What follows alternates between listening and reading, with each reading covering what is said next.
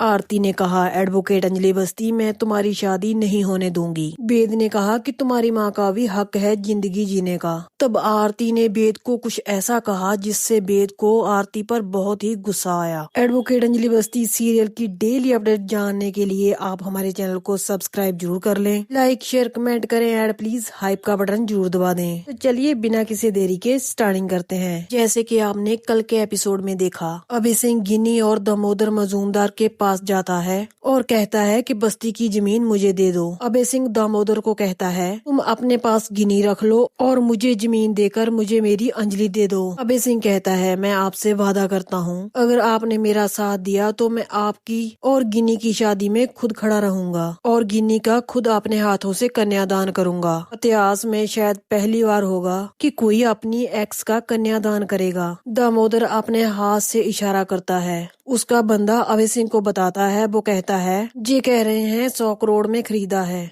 और मैं 200 करोड़ में बेचूंगा और जाइए 200 करोड़ लेकर आइए और जमीन आपकी हो जाएगी। अभय सिंह को दामोदर की कही बात पर यकीन नहीं आता। वो कहता है, यही बात आप गिन्नी के सर पर हाथ रख कर कहिए। दामोदर गिन्नी के सर पर हाथ रखता है और वादा करता है। अभय सिंह उसका थैंक यू करता है और वहाँ से चला जाता है। गिन्नी दामोदर को कहती है, ये क्या कर रहे हैं आप, जमीन दे रहे हैं आप उसे, वो अंजलि से शादी कर लेगा। आपके होते हुए मुझे ये दिन देखने पड़ेंगे। दामोदर गिन्नी को चुप रहने के लिए कहता है और कहता है, शादी वाले दिन दोनों को गोलियों से छन्नी कर दूंगा। कर पागलों की तरह हंसने लग जाती है। दामोदर गिन्नी के हाथ पर रिवॉल्वर रखता है और कहता है कि तुम अंजलि को मारोगी। आगे हम वेद और आरती को देखते हैं। वो घर पर पहुंच जाते हैं। सोनल उनको कहती है, तुम्हारे काम बढ़ने वाले हैं। आरती उसको कहती है, तुम्हारे कहने का क्या मतलब है। तभी वहाँ पर सूर्यवंशी आ जाता है। वो कहता है कि तुम्हारा नया बाप जो आने वाला है। वेद सूर्यवंशी को कहता है कि तमीज से बात करो। सूर्यवंशी कहता है, ये सब हम ही नहीं बोल रहे, सब लोग बोल रहे हैं। सूर्यवंशी जोर जोर से हंसने लग जाता है। वो कहता है, शादी के 21-22 साल बाद फिर से तमन्ना जागी है शादी करने की। प्रताप कहता है, जब बच्चे पैदा होंगे उन्हें कौन पालेगा, अंजलि या फिर आरती। आरती से ये सब सुना नहीं जा रहा था। वो कहती है, आपको शर्म नहीं आती। प्रताप कहता है, जब उन्हें नहीं शर्म आई तो मुझे क्यों आएगी। सोनल कहती है, वेद भैया आपने क्या इश्क किया। इश्क तो उसने किया है जो आरती का बाप बनने वाला है। सूर्यवंशी कहता है, तुम्हारा खानदान कोई आम खानदान नहीं है। एडवोकेट राघव सिंह एक नंबर के वकील थे एक जमाने में और ऊपर से उनकी बहू एडवोकेट अंजलि बस्ती, वो भी बहुत अच्छी लॉयर थी। पूरी दिल्ली में उनकी चर्चा है। वेद कहता है, एडवोकेट अंजलि बस्ती जो कर रही है ठीक कर रही है और अभय सिंह राजपूत जैसे इंसानों का तो मैं शुक्रिया अदा करना चाहता हूँ, क्योंकि वो एक विधवा का हाथ थामना चाहते हैं। एक ऐसी नारी जिसने जिंदगी भर अकेलापन देखा है और ना जाने कितनी लड़ाइयाँ लड़ी हैं। कोई हो ना हो उनके साथ वेद राजवंशी हमेशा उनके साथ रहेगा। वेद आरती से कहता है, तुम्हें इनकी बातें सुनने की कोई जरूरत नहीं है। ये सब लोग घटिया है और घटिया ही बातें करेंगे। सूर्यवंशी वेद को कहता है, तुम क्या समझोगे, तुम्हारी माँ भी तो बदचलन थी। ये सुनकर वेद का गुस्सा 7वें आसमान तक पहुँच जाता है। वो सूर्यवंशी का गिरेबान पकड़ लेता है और सूर्यवंशी को कहता है, मेरी माँ के बारे में बुरा भला बोला तो मुझसे बुरा कोई नहीं। वेद आरती को कहता है, इन सब की बातें छोड़ो, तुम्हारी माँ जो कर रही है बिल्कुल ठीक कर रही है। वो उनके जैसी औरतों के लिए एक मिसाल बनेगी। उनको देखकर औरतें ये समझेंगी कि उनको भी जीने का अधिकार है और घर घर में अभय सिंह राजपूत जैसे मर्द होंगे जो उन जैसी औरतों का साथ देंगे जो लड़ाई लड़ रही हैं। आरती, तुम तो जानती हो जिंदगी में प्यार और साथ की कितनी जरूरत होती है।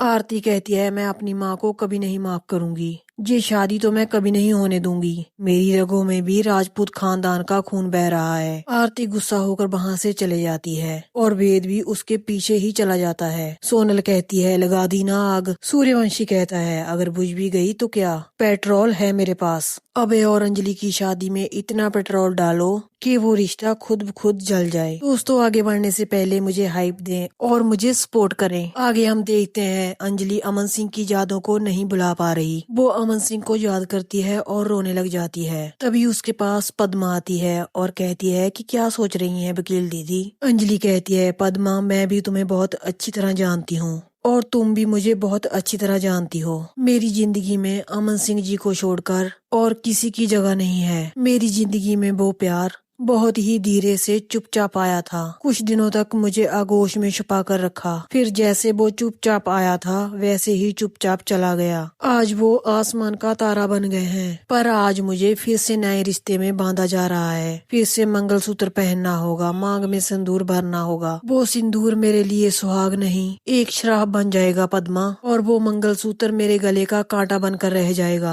अंजलि रोने लग जाती है। वो कहती है कि मुझसे ये सब सहा नहीं जा रहा, नहीं हो सकता ये, कभी नहीं। मैं अभी के अभी अभय सिंह राजपूत से ये कह देती हूँ कि मुझसे ये सब नहीं होगा। अंजलि दरवाजा खोलकर बाहर जाने लगती है, तभी उसके सामने बस्ती वाले हाथ जोड़कर खड़े होते हैं। प्रदीप कहता है, हम लोग तुम्हारे बहुत आभारी हैं अंजलि, तुमने इन आँखों में फिर से सपने जगाए हैं। हम लोगों की बस्ती फिर से बसा देंगे अभय सिंह राजपूत। ये सब वो सिर्फ तुम्हारे प्यार के लिए कर रहे हैं। ऐसा प्यार जिस लड़की को मिलता है वो बहुत ही खुशनसीब होती है। पद्मा कहती है, वकील दीदी भागकर कहाँ जाएंगी, आप उलझ चुकी हैं, अब और कोई रास्ता नहीं है। पद्मा बस्ती वालों को कहती है, आप अपने घर जाइए। स्टेफनी भैया कहते हैं, हाँ हम जा रहे हैं, अगर हम लोग तुम्हें दुआएं दे रहे हैं, बस्ती के हर एक इंसान की तुम्हें दुआएं लगेंगी। बस्ती वाले वहाँ से चले जाते हैं। पद्मा कहती है, आप छोड़कर जा पाएंगी, क्या संभव है जे? नहीं वकील दीदी, आपसे ये नहीं होगा, आपने वादा किया है, और अंजलि अवस्थी अपने वादे से मुंह नहीं मोड़ सकती है। वो जरूर करेगी जो उसने कहा है। अभी अंजलि को अभय सिंह का फोन आता है। वो कहता है, मैं वो बस्ती वाली जमीन खरीद रहा हूँ, मैं पैसे का बंदोबस्त कर ही रहूंगा, फिर चाहे मुझे इसके लिए खुद को क्यों ना बेचना पड़े। अभय सिंह कहता है, मैं तुमको सब कुछ लौटाना चाहता हूँ, तुम बस प्लीज मेरे घर पर आ जाओ एक बार। इस घर की चौखट पर फिर से तुम्हारा गृह प्रवेश किया जाएगा। तभी आरती आ जाती है। वो कहती है, किसके साथ बात कर रही है एडवोकेट अंजलि अवस्थी? आरती अपनी माँ को कहती है, क्या सोचा था तुमने मैं नहीं आऊंगी?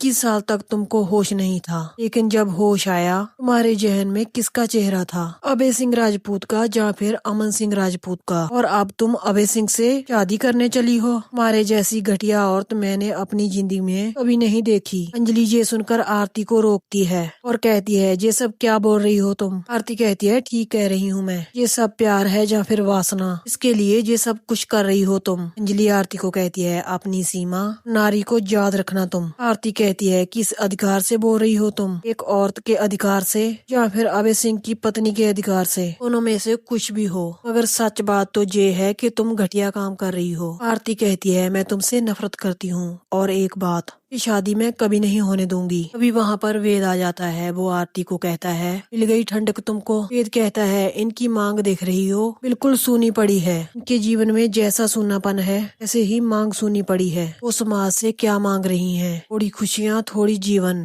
अभय सिंह राजपूत और अंजलि सिंह राजपूत के साथ मैं हमेशा खड़ा रहूंगा। आरती वेद को कहती है, अगर आपकी माँ के साथ ऐसा होता तो? ये सुनकर आरती पर बहुत गुस्सा आता है वेद को। आरती सबको कहती है, ये शादी मैं नहीं होने दूंगी। तो यहीं पर दोस्तों इस इंटरेस्टिंग से एपिसोड का एंड हो जाता है। कल हम राजपूत हाउस में घमासान युद्ध देखने वाले हैं। वैभव राघव सिंह का गिरेबान पकड़ेगा और कहेगा कि हम आपको एक फूटी कौड़ी नहीं देंगे। नेक्स्ट एपिसोड देखने के लिए आप हमारे चैनल को सब्सक्राइब जरूर कर लें। दोस्तों हाइप का बटन दबाकर हमें सपोर्ट करें। नेक्स्ट एपिसोड की अपडेट लेकर हाजिर होंगे, तो कल मिलते हैं।